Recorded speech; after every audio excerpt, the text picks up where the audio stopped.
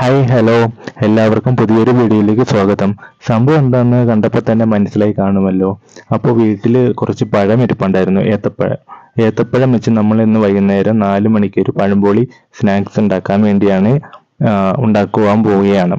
അപ്പോൾ അതിൻ്റെ വീഡിയോ ആണ് ഇന്ന് ഞാൻ നിങ്ങൾക്ക് മുമ്പിൽ കാണിക്കുന്നത്. ആദ്യം തന്നെ തൊലി കളഞ്ഞ പഴം എടുത്ത് നടുവേ രണ്ടായിട്ട് കീറുക. രണ്ട് കൂടുതൽ കഷ്ണങ്ങളാക്കാം.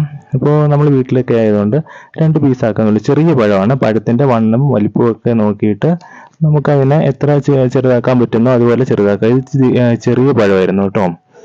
അപ്പോൾ ഞങ്ങളുടെ പറമ്പിൽ തന്നെ ഉണ്ടായതാണ്. അപ്പോൾ ആ പഴം വെച്ചിട്ടാണ് ഞങ്ങളിന്ന് നല്ല വൈകുന്നേരത്തെ 4 മണിക്ക് കാപ്പി ഉണ്ടാക്കുന്നത്. ചായയുടെ ഒക്കെ കൂടെ കഴിക്കാൻ നല്ലൊരു വിഭവം തന്നെയാണ് പഴംപൊളി. പഴംപൊളി പല കറികളുടെയും കൂട്ടി കഴിക്കുന്ന നിങ്ങൾ പല സോഷ്യൽ മീഡിയയിലൂടെ പലരും പങ്കുവെക്കുന്നത് നിങ്ങൾ കണ്ടിട്ടുണ്ടാവുമല്ലോ. അപ്പോൾ നമ്മൾ ഇന്ന് വൈകുന്നേരം ചായയുടെ കൂടെ കഴിക്കാൻ വേണ്ടിയാണ് പഴംപൊളി ഉണ്ടാക്കുന്നത്. അപ്പം നമ്മൾ ഇന്നത്തെ പഴംപൊളി റെസിപ്പിയിലേക്കാണ് പോകുന്നത്. അപ്പോൾ എല്ലാവരും നമ്മുടെ വീഡിയോ കണ്ട് സപ്പോർട്ടൊക്കെ ചെയ്യണേ. ഇതിനു വേണ്ടി നമ്മൾ ഇവിടെ ഉപയോഗിക്കുന്ന മാവ് മൈദമാവാണ് എടുക്കുന്നത്. നമ്മൾ 2 കപ്പ്, അത് നമ്മൾ എടുത്ത പഴത്തിൻ്റെ അളവ് ഞങ്ങൾ 2 കപ്പാണ് എടുത്തത്. ചെറിയ കപ്പാണ് കേട്ടോ. 2 കപ്പ് മൈദ മാവും അതിലേക്ക് ആവശ്യത്തിന് മഞ്ഞ നിറം വരാൻ വേണ്ടി മഞ്ഞൾപ്പൊടി, ചിലവർ ഉപ്പ് ചേർക്കും, പക്ഷെ ഞങ്ങളിവിടെ പഞ്ചസാര ആയിട്ട് ചേർക്കുന്നത് മധുരം കിട്ടാൻ വേണ്ടിയാണ്. പഞ്ചസാര, പിന്നെ നമ്മൾ സാധാ വെള്ളം ഒഴിച്ച് മിക്സ് ചെയ്യുകയാണ് ചെയ്യേണ്ടത്. അപ്പം ഏകദേശം നന്നായിട്ട് നമ്മൾ ഒന്ന് മിക്സൊക്കെ ആക്കുവാണ് വെള്ളം ഒഴിച്ച്. ആദ്യം തന്നെ കൂടുതൽ വെള്ളം ഒഴിക്കില്ല. അപ്പം അത് കുറേശ്ശെ ലേശം വെള്ളം ഒഴിച്ചാണ് നമ്മൾ മിക്സ് ചെയ്തെടുക്കുന്നത്. അപ്പോൾ അത് ഏകദേശം ഈ ഒരു പാകത്തിന് മിക്സ് ചെയ്തെടുക്കണം. നമ്മൾ വീട്ടിലുള്ള പാത്രം വെച്ചിട്ടൊക്കെ ആയിട്ടോ നമ്മൾ ഇവിടെ ഓരോരോ കാര്യങ്ങൾ കുക്കിംഗ് ഒക്കെ ചെയ്യുന്നത്. അപ്പോൾ അത് ഈ പരുവത്തിലേക്ക് നമ്മൾ നാക്കിയെടുത്തിട്ടുണ്ട്. അപ്പോൾ നിങ്ങൾക്ക് അറിയാമായിരിക്കുമല്ലോ, പഴംപൊളിയല്ലേ. അപ്പോൾ നമ്മളിത് ഗ്യാസ് കത്തിച്ചു. അതിലേക്ക് നമ്മൾ ഇരുമ്പ് ചീഞ്ചട്ടി വെച്ചു.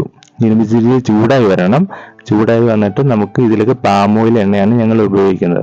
പാം ഓയിൽ അല്ലെങ്കിൽ സൺഫ്ലവർ ഓയിലും നല്ലതാണ്. അപ്പം ഞങ്ങൾക്ക് ഇവിടെ പെട്ടെന്ന് കിട്ടിയത് ഞങ്ങൾ പാം ഓയിൽ എടുത്ത് ഒഴിച്ചു. ഞാനും ദൈവമാണ് ഉണ്ടാക്കുന്നത്. അപ്പോൾ എണ്ണ ഒന്ന് ചൂടായി വരുന്നുണ്ട് വരെ നമുക്കൊന്ന് വെയിറ്റ് ചെയ്യാം കേട്ടോ. നമുക്ക് ആ പഴം മുങ്ങിക്കിടക്കാൻ വേണ്ടിയുള്ള എണ്ണ വേണം കേട്ടോ.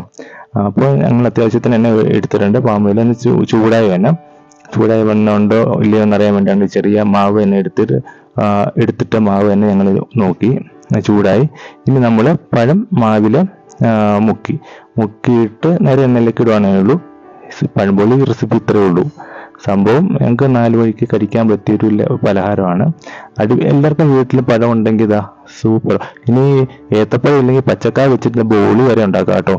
അതിൻ്റെ നിങ്ങൾക്ക് താല്പര്യം ഉണ്ടെങ്കിൽ ഇതുപോലത്തെ റെസിപ്പീസ് ഒക്കെ എന്നെ കമൻ്റ് ആയിരിക്കും. എന്തൊക്കെ റെസിപ്പീസാണ് നിങ്ങൾക്ക് വേണ്ടത് അറിയാൻ ആഗ്രഹിക്കുന്നത് 4 മണിക്ക്, അതൊക്കെ കമൻറ്റ് ചെയ്യുവാണെങ്കിൽ ഞാൻ ആ റെസിപ്പീസ് എല്ലാം ഞങ്ങൾക്ക് ഉണ്ടാക്കി കാണിച്ചു തരാം കേട്ടോ. അപ്പോൾ ഇത് 4 മണിക്ക് നമുക്ക് ഇവിടെ ഇപ്പം നല്ല മഴയൊക്കെയാണ് കേട്ടോ. അപ്പോൾ മഴയത്ത് നല്ല ചൂടുള്ള സാധനം കഴിക്കാനില്ല നമുക്ക് എല്ലാവർക്കും താല്പര്യം ഉണ്ടാവുക. അതുകൊണ്ടാണ് ചൂടോടെ തന്നെ പഴംപൊളി കഴിക്കാൻ വേണ്ടി വീട്ടിൽ തന്നെ ഉണ്ടാക്കുക കേട്ടോ. അപ്പോൾ കടയിൽ പോയി മേടിക്കേണ്ട ആവശ്യമൊന്നുമില്ലല്ലോ. നമ്മുടെ പറമ്പിലുള്ള സാധനമാണ്, പഴുത്ത് വന്ന സാധനമാണ്. അന്ന് വെച്ചിട്ട് നമ്മൾ ഇന്ന് പഴംപൊളി ഉണ്ടാക്കുന്നു. അപ്പം നിങ്ങളുടെ അവിടെയൊക്കെ കാലാവസ്ഥയൊക്കെ നല്ല മഴയൊക്കെ ആയിരിക്കുമല്ലോ. വൈകുന്നേരം ഉണ്ടാക്കാനുള്ള റെസിപ്പീസൊക്കെ ഞാൻ എൻ്റെ ചാനലിൽ അപ്ലോഡ് ചെയ്തിട്ടുണ്ട്. അതിൻ്റെ ഞാൻ ലിങ്ക് എൻ്റെ ഡിസ്ക്രിപ്ഷൻ ബോക്സിലും ഞാൻ എൻ്റെ എൻ്റെ ഐ ബട്ടണിലും കൊടുത്തേക്കാം. ഒരു പ്ലേലിസ്റ്റ് തന്നെ 4 മണി പലഹാരത്തിൻ്റെ. അപ്പോൾ നിങ്ങൾ അത് കണ്ടിട്ട് നിങ്ങൾ അതുപോലെ ഉണ്ടാക്കി നോക്കുമെന്ന് ഞാൻ വിശ്വസിക്കുന്നു. നമ്മൾ കൂടാതെ നമ്മളെ സപ്പോർട്ട് ചെയ്യുക. നമ്മുടെ ചെറിയൊരു ചാനലാണ്. നിങ്ങളുടെ സപ്പോർട്ട് ഉണ്ടെങ്കിൽ മാത്രമേ നമുക്ക് ഇങ്ങനെ വീഡിയോ ഇടാനുള്ള ഒരു ക്യൂരിയോസിറ്റി ഉണ്ടാവുള്ളൂ. അപ്പോൾ എൻ്റെ എല്ലാ വീഡിയോകളും നിങ്ങൾ കണ്ട് സപ്പോർട്ട് ചെയ്യുന്ന എല്ലാവരും ഞാൻ വിശ്വസിക്കുന്നു. അതുപോലെ ഇതുപോലെ ചെറിയ റെസിപ്പീസ് എല്ലാവരും ഞാൻ വീട്ടിൽ സൺഡേ ആണ് ഉണ്ടാക്കുന്നത്. അപ്പോൾ എനിക്ക് ഞായറാഴ്ച മാത്രമേ വീഡിയോ എടുക്കാനുള്ള ഒരു സമയം കിട്ടുന്നുള്ളൂ. അപ്പോൾ അതിൻ്റെ പരിമിതി വെച്ചിട്ടാണ് ഞാൻ വീഡിയോ ഒക്കെ ഉണ്ടാക്കുന്നത്, നിങ്ങൾ കാണിക്കുന്നത്. അപ്പോൾ നിങ്ങൾ എന്നെ തീർച്ചയായും സപ്പോർട്ട് ചെയ്യണം. അപ്പോൾ എല്ലാവരും വീഡിയോ കണ്ട് ഇഷ്ടപ്പെട്ടു എന്ന് വരിക. നിങ്ങളുടെ കമൻറ്റുകളും അഭിപ്രായങ്ങളും നിർദ്ദേശങ്ങളും എല്ലാം ഒന്ന് അറിയിക്കണം കേട്ടോ. നിങ്ങളുടെ കൂട്ടുകാർക്കൊക്കെ ഒന്ന് അയച്ച് ഷെയർ ചെയ്യുക. അപ്പോൾ നിങ്ങളുടെ വിലയേറിയ ഓരോരോ വ്യൂസും എനിക്കും വിലപ്പെട്ടതാണ്. അപ്പോൾ താങ്ക്സ് ഫോർ വാച്ചിങ്. അപ്പോൾ പുതിയൊരു വീഡിയോ ആയിട്ട് വരുന്നുള്ളവരെ ബൈ. അപ്പോൾ ഞാൻ ഒരു കാര്യം പറയാൻ മറന്നു വിട്ടു. നിങ്ങൾ ഇതൊന്ന് ഉണ്ടാക്കി നോക്കിയിട്ട് നിങ്ങളുടെ അഭിപ്രായമെന്ന് എന്നെ അറിയിക്കുക കേട്ടോ.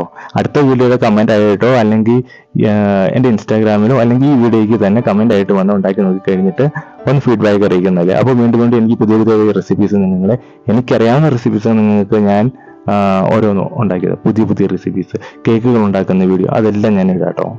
അപ്പോൾ ഇവരെല്ലാം കൽപ്പിച്ചുകൊണ്ടുള്ളതാണ്. അപ്പോൾ എല്ലാവർക്കും ബൈ ബൈ. വീണ്ടും ഒരു ബൈ പറയുന്നില്ല, വീണ്ടും അടുത്ത വീഡിയോ ആയിട്ട് ഇവരെ കാണാം കേട്ടോ. Okay, thank you for watching.